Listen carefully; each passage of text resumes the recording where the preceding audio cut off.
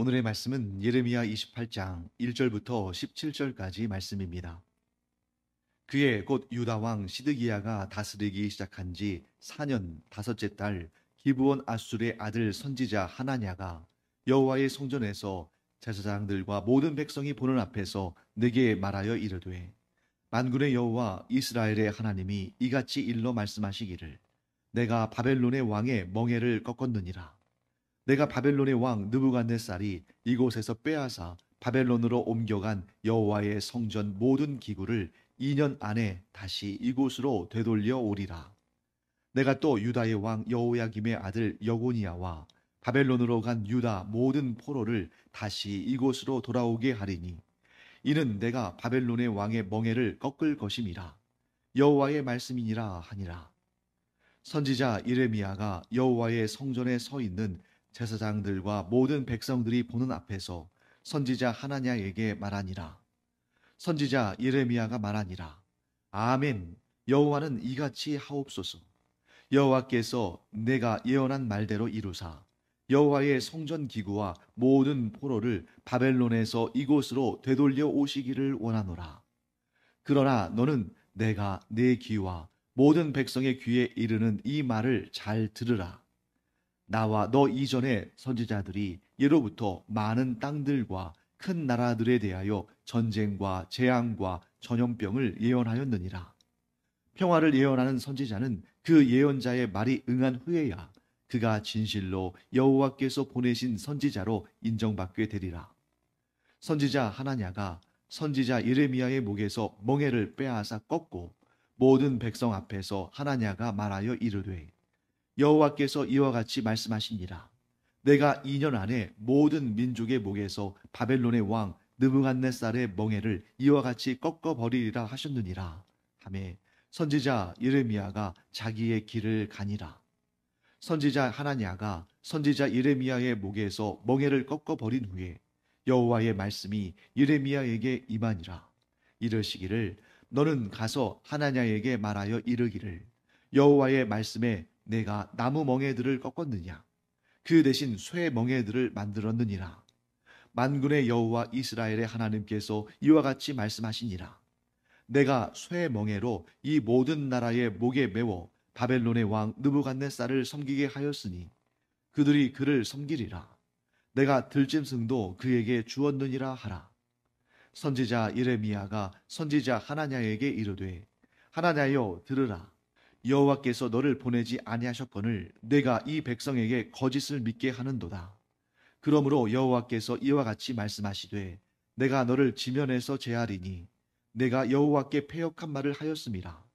내가 금년에 죽으리라 하셨느니라 하더니 선지자 하나냐가 그해 7째 달에 죽었더라. 자, 오늘 본문의 말씀에 그 시점이 이렇게 정확하게 등장하죠. 1절 말씀 보시면 그해, 지금 이 예레미야서 28장에 사건이 있었던 그 해가 어느 때인가? 유다 왕 시드기야가 다스리기 시작한 지 4년 다섯째 달이라고 되어 있죠. 자, 우리가 다 이 구약의 역사들을 연대기적으로 다 외울 수는 없습니다.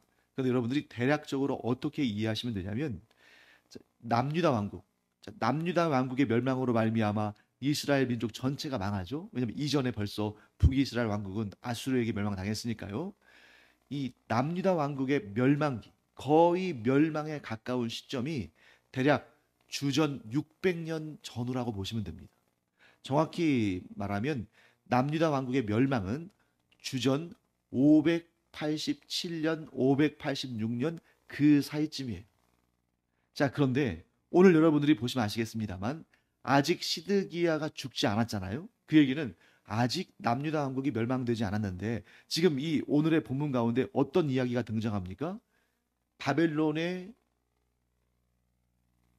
빼앗긴 그 성전의 기구들과 포로들을 돌아오게 할 것이다. 하나님께서 2년 안에 돌아오게 하실 것이다. 이 하나냐, 거짓 선지자의 말이잖아요. 자, 그 얘기를 딱 통해서 우리가 뭘 할 수 있습니까? 이미 성전 기구의 일부가 바벨론으로 옮겨졌고 이미 포로들이 끌려갔다. 자, 그러니까 시드기야 왕 때에 나라가 멸망하면서 그때야 예루살렘 성전에 있는 기구들이 바벨론으로 이렇게 강제적으로 옮겨지고 또 포로들이 끌려가고 한 게 아니라 이미 포로들이 일부 바벨론으로 끌려갔고 이미 성전의 기구들 가운데 일부가 바벨론으로 옮겨져 갔다는 것을 알 수 있습니다. 그 일이 언제 일어났을까요? 여호야김의 죽음과 그의 아들, 오늘 본문에는 이렇게 나와 있죠. 여고니야. 하지만 이제 일반적인 우리가 역사를 다룰 때는 여호야긴이라고 우리가 말하죠. 여고니아와 여호야긴은 같은 인물입니다. 그가 포로로 끌려갈 때 상당수의 이 이스라엘 민족의 엘리트들이 함께 끌려간 거예요. 또 여호와의 성전에 있는 그 값비싼 금그릇, 은그릇 이런 기물들도 일부가 옮겨졌습니다. 자, 오늘 이 시점은 유다 왕 시드기야가 다스리기 시작한 지 4년 다섯째 달이다. 시드기야는 주전 597년, 600년에서 조금 지난 때죠. 597년에 왕위에 올랐습니다. 자, 그런데 4년째, 그가 다스리기 4년째 된 해니까 594년이에요. 왜냐하면 597, 1년, 596, 2년, 595, 3년, 594, 4년이니까. 그러니까 주전 594년경에 일어난 일입니다. 자, 이때는 어떤 때겠어요? 하나님의 두려운 심판이 이제 한 8년 정도밖에 남지 않은 그런 아주 위험한 그런 때입니다. 그때 누가 등장하냐면 기브온 아술의 아들 선지자 하나냐가 등장하죠. 자, 그 표현들만 보면 기브온 아술이라는 사람의 아들인 것처럼 보이잖아요. 그런데 이거는 다음에 번역을 할 때는 좀 띄어쓰기를 한다든지 좀 표현을 달리하면 좋을 것 같습니다. 자, 히브리어 원문을 보면 기브온하고 아술이 떨어져 있어요. 그러니까 이 얘기는 뭐냐면 기브온에 거주하는 아술의 아들 선지자 하나냐, 혹은 아술의 기브온에 거주하는 선지자 하나냐, 그는 아술의 아들이다. 이런 식으로 이제 번역이 될 수 있겠죠. 여러분 기브온이라는 지명을 많이 들어보셨죠? 기브온에 살고 있는 기브온 출신인 아술이라는 사람의 아들 선지자 하나냐가 이렇게 말합니다. 여호와의 성전에서 제사장들과 모든 백성이 보는 앞에서 내게 말하여 이르되. 자, 그러면 여러분 이 장면을 딱 여러분들이 상상해 보세요. 여호와의 성전에 어떤 사람들이 지금 있습니까? 제사장들이 있죠. 그 다음에 모든 백성이 있죠. 자, 여기서 모든 백성은 남유다 왕국의 모든 사람들을 말하는 거 아닙니다. 남유다 왕국의 모든 사람들이 뭐 수십만 수백만 됐을 텐데 이 사람들이 여호와의 성전에 다 모일 수는 없죠. 여호와의 성전에 모여 있는 모든 백성, 이렇게 봐야겠죠. 자, 그리고 또 누가 있습니까? 두 명 더 있잖아요. 말하는 선지자 하나냐가 있고 그가 말하는 대상인 예레미야가 있죠.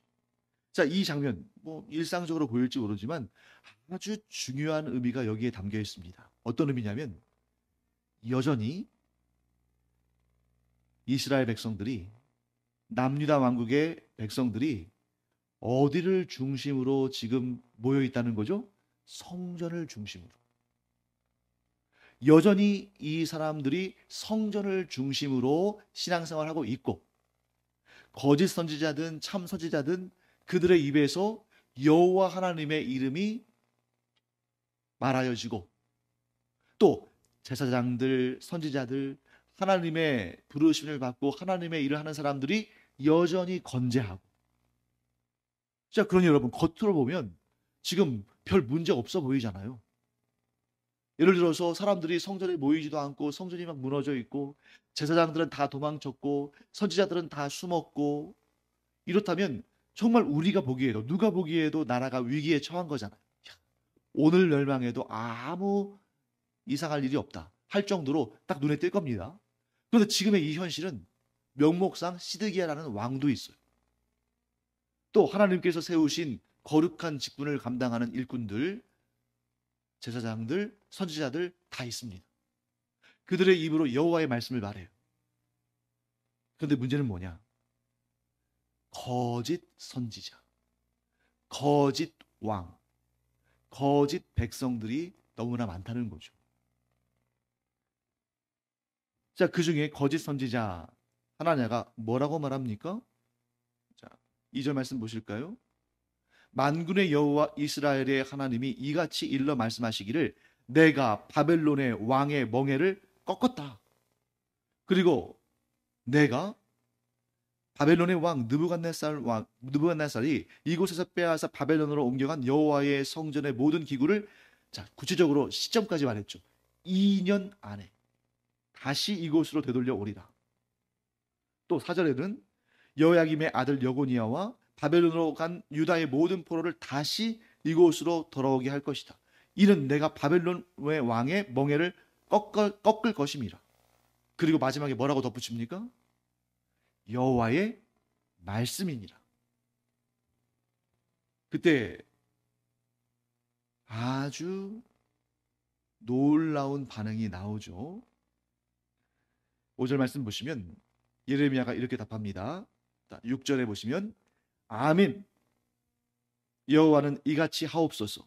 여호와께서 내가 즉 하나냐가 예언한 말대로 이루사 여호와의 성전 기구와 모든 포로를 바벨론에서 이곳으로 되돌려 오시기를 원하노라. 그럼 약간 어떤 느낌이에요? 비꼬는 느낌 들지 않아요? 그래서 여러분, 누가 좀 적당히 잘못하면 야, 너 그렇게 하면 안 돼. 그러면 큰일 나. 하고 우리가 좀 조언도 하고 꾸짖기도 하고 하잖아요. 근데 정 말을 안 듣고 영 이것은 정말 아니다. 이것은 정말 누가 봐도 이건 아니다. 그러면 뭐라고 말합니까? 잘했다. 근데 그 잘했다고 할 때 그게 정말 잘한 거예요? 아니잖아요. 그 너무 잘못했을 때 그런 오히려 반어법적으로 그렇게 표현하죠. 지금 여기에서 에레미야가 어떤 의미로 말하냐면 네가 말하는 그것이 전혀 하나님의 말씀과는 같지 않구나. 나도 그렇게 되기를 너무너무 바라고 원한다. 하지만 하나님의 뜻은 그것이 아니지 않느냐 하고 얘기하는 것입니다. 자, 여러분, 아주 여기서 중요한 내용이 나와요. 예레미야가 정말 하고 싶은 말은 그 다음에 나옵니다. 뭐라고 되어 있습니까? 8절 말씀. 나와 너 이전에, 즉 하나냐 이전의 선지자들이 예로부터 많은 땅들과 큰 나라들에 대하여 전쟁과 재앙과 전염병을 예언하였느니라. 그리고 9절, 오늘 이 예레미야 28장의 핵심 구절은 9절이에요. 함께 읽어보겠습니다. 평화를 예언하는 선지자는 그 예언자의 말이 응한 후에야 그가 진실로 여호와께서 보내신 선지자로 인정받게 되리라.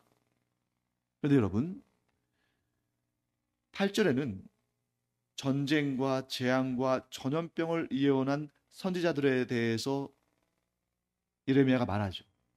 그런데 이런 재앙을 예언하는 선지자는 그 예언자의 말이 응한 후에야 그가 진실로 여호와께서 보내신 선지자로 인정받게 되리라라는 말씀이 나옵니까? 안 나옵니까?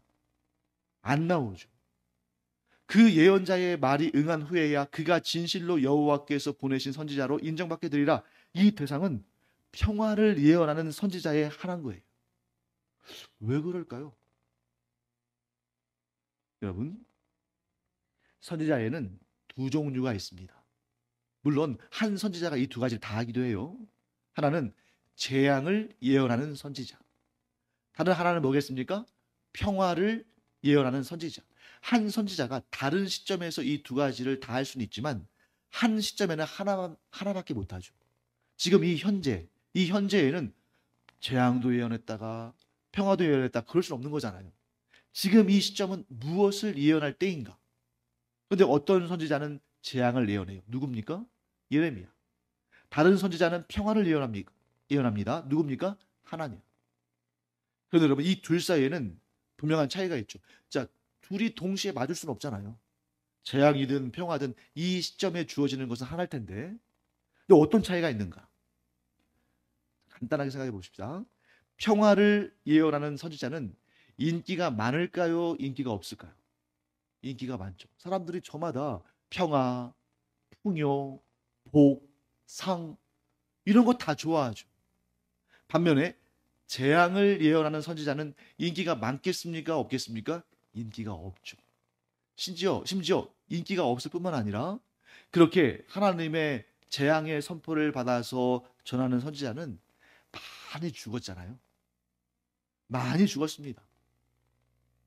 우리가 다 알다시피 이 북이스라엘 시대에도 그 아합 왕 때 수많은 선지자들이 하나님의 말씀을 듣고 가서 재앙을 선포했는데 아합과 이세벨이 다 죽였잖아요.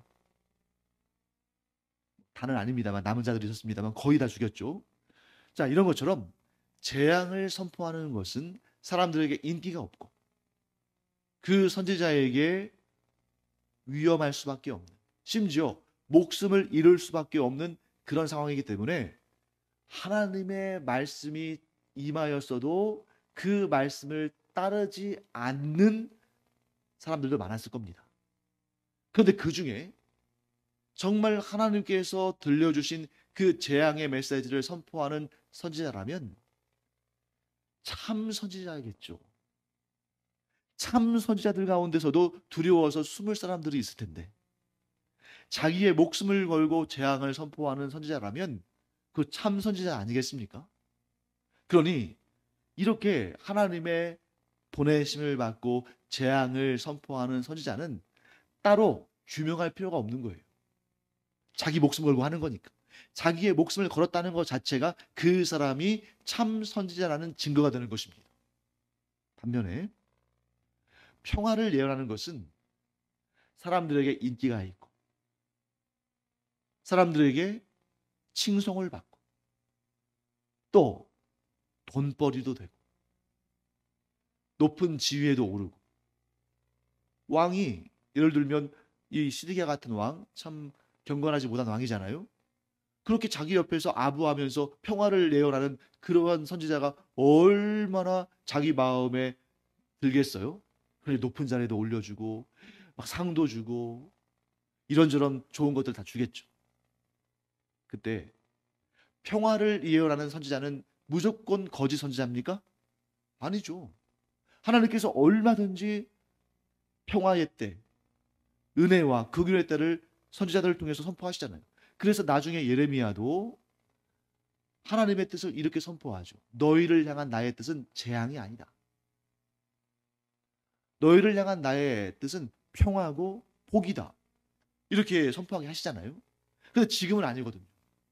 지금 당장은 하나님의 재앙이 임박했습니다.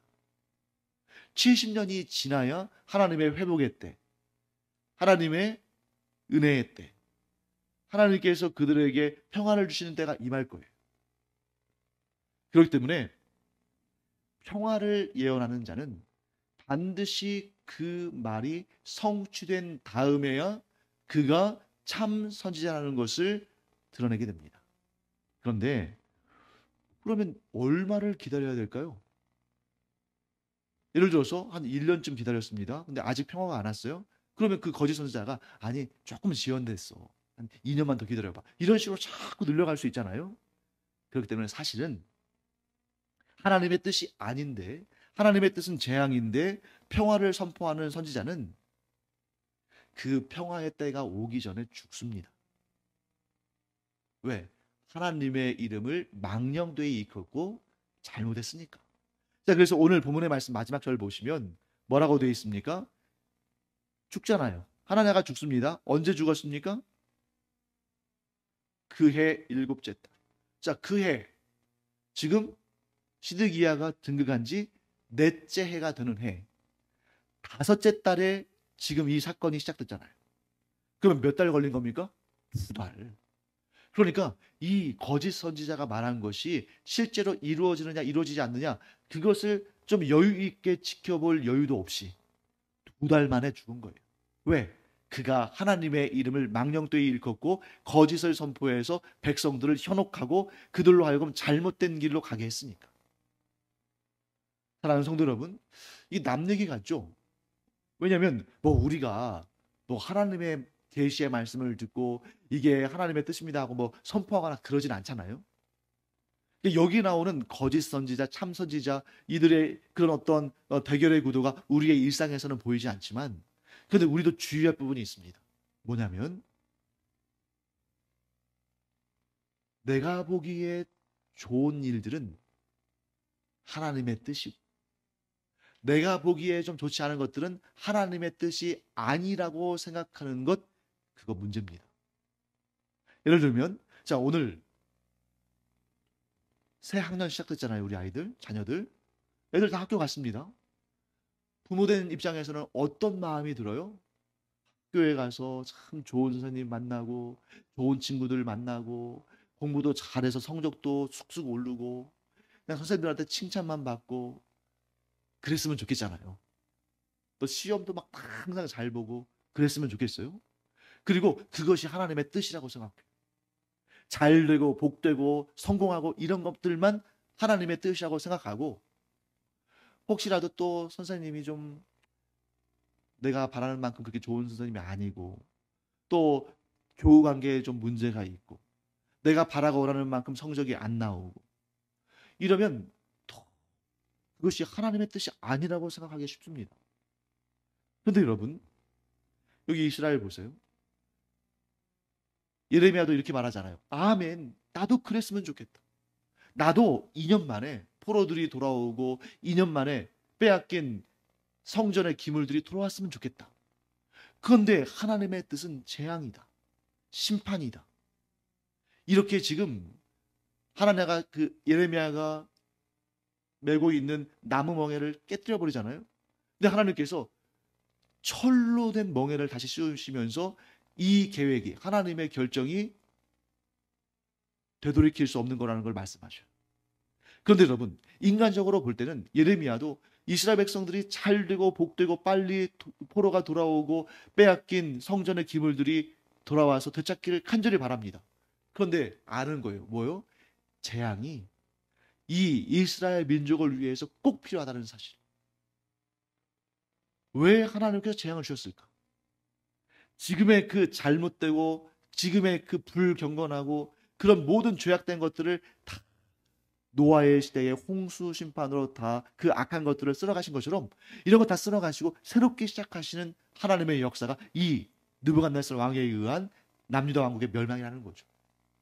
실제로 그런 일이 일어났을까요? 일어났습니다. 어떻게 해요? 여러분 경건한 유대인들이 이스라엘 본토에서는 나타나지 않았어요. 그런데 정말 이 나라는 뺏겼다 하지만 나라는 뺏겼지만 정말 이 이스라엘 민족을 이어갈 그 경건한 자들은 어디에서 발생합니까? 포로로 끌려간 바벨론 땅에서. 우리가 잘 알고 있는 다니엘과 사드락, 메삭, 아벳느고 그 친구들, 또 에스겔 선지자와 그 이후로도 우리가 계속 역사를 보고 있지 않습니까? 에스라, 느헤미야, 에스더, 모르드게 이런 사람들이 전부 포로된 땅에서 그 고난과 역경 가운데에 순수한 신앙, 정결한 신앙, 견고한 신앙을 가지고 돌아왔다는 거죠. 그렇게 하고도 또 변질하고 또 무너지는 것이 이스라엘 백성들인데 그렇게 영적으로 하나님께서 한번 바로 세우시는 역사가 없었다면 지금은 아마 성경도 보존되지 못했을 수도 있어요. 이런 역사가 없었다면 하나님께서 메시아를 이 땅에 보내시는 역사도 아마 지금껏 없을 수도 있는 것입니다. 그런데 하나님께서 그 구속사의 놀라운 계획 가운데 이런 사건들을 두셨다는 거예요. 그래서 그런 사건들 가운데는 이 하나님가 말한 것처럼 정말 평화가 선포될 만한 그런 상황들도 있지만 예레미야가 선포하는 것처럼 우리가 다 원치 않는 그런 재앙과 어려움과 고난도 있다는 거죠. 그래서 우리가 알아야 할 하나님은 평화뿐만 아니라 재앙도 들어 사용하신 하나님. 그래서 우리가 잘못된 길을 갈 때에 오히려 이 어려운 그러한 심판을 감내하게 하심으로 도리어 우리의 방향을 바로잡으셔서 우리가 영원한 심판길로 가지 않도록 그 길을 막아서신 하나님. 그것을 우리가 인정하지 않으면 우리의 삶의 모든 순간에 우리는 어떤 힘든 일 당할 때마다 낙심하고 실족할 수밖에 없고 심지어 어떤 이들은 하나님을 떠나겠죠. 그래서 여러분 우리는 하나님의 평화의 때에 평화를 누리고 하나님의 재앙의 때에 그 재앙마저도 우리를 좋게 하시려는 하나님의 손길, 하나님의 방법임을 알고 그때 겸비하여 자기 자신을 돌아보고 하나님께서 원하시는 길로 방향을 트는 그런 우리가 되어야 할 줄 믿습니다. 그런데 하나님은 그런 건 인정하지 않는 거예요. 여기서 우리가 두 번째로 주의할 일이 있습니다. 그것은 뭐냐면 내 생각을 하나님의 생각이라고 착각하는 것. 그거를 우리가 매우 조심해야 돼. 내 생각, 내 원함, 내 바람. 그러면 여러분 어떻게 해야 되냐면 내가 기도할 때에 정말 내가 원하고 바라는 생각이 있잖아요. 그럼 그거를 내 생각이라고 확정하세요. 예레미야가 한 것처럼 나도 그러기를 원하노라. 예레미야 안에도 그렇게 하나님가 말한 그 내용들 그대로 됐으면 하는 마음이 있었습니까? 없었습니까? 있었죠. 그러니까 내가 원하고 바라는 마음은 하나님께서 내 안에 자유롭게 품을 수 있게 하셨어요. 그런데 거기에 대해서 그것이 하나님의 뜻이다. 이런 식으로 잘못 대입하면 안 된다. 우리 다른 성도들 대할 때도 마찬가지죠. 제가 집사님 위해서, 집사님 가정 위해서 기도하다 보니까 하나님의 뜻이 이렇게 임하네요. 아니, 그 중에는 하나님의 뜻이 아니라 그냥 내가 바라고 원하는 그 집사님이 잘 됐으면 좋겠는, 지금의 문제를 빨리 극복했으면 좋겠을 그런 마음을 내가 품고 있는 그런 거지, 정말 그것이 하나님의 뜻이라고 단정할 수 없는 것입니다. 그 집사님을 위해서 하나님께서 그 고난의 시간을 좀 길게 예비하실 수도 있는 거예요. 그래서 우리가 이 둘을 구분해야 됩니다. 하나님은 그걸 구분하지 못했어요. 그랬더니 거짓 선지자가 되어버렸습니다. 반면에 예레미야는 그걸 잘 구분했어요. 그랬더니 참 선지자가 되었습니다. 내가 좀 원치 않고 거리끼어지고 불편하고 힘들다 할지라도 하나님의 뜻은 하나님의 뜻대로 받들고 그 뜻을 우리가 순종해야 됩니다. 하지만 그럼에도 불구하고 내 자신의 원함은 품을 수 있는 거예요. 지금 재앙과 고난의 그 터널을 지나는데 이거 빨리 끝났으면 좋겠다. 또 이것이 기억나지 않을 정도로 더 큰 은혜와 복이 임했으면 좋겠다. 그거 우리 얼마든지 가질 수 있는 생각 아닙니까? 그런데 그건 내 생각. 그리고 하나님께서 그 내 생각을, 내 간절한 기도를 또 들어주지 않으시겠어요?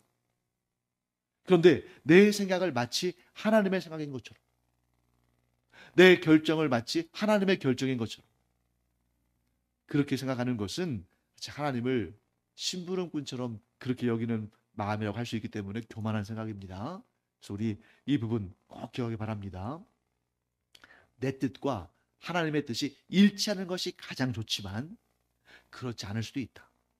그렇지 않을 때는 내 뜻은 내 뜻이라는 것을 인정하고 하나님께 간절히 간구하며 기도하지만 그러나 그 모든 결정권은 하나님께 맡겨드린다 하는 그런 기도하는 우리가 되기를 간절히 축원합니다. 기도하겠습니다. 하나님 감사합니다. 하나님은 자기의 생각을 하나님의 말씀인 것처럼 그렇게 전하다가 결국 거짓 선지자가 받는 벌을 받고 죽임을 당했습니다.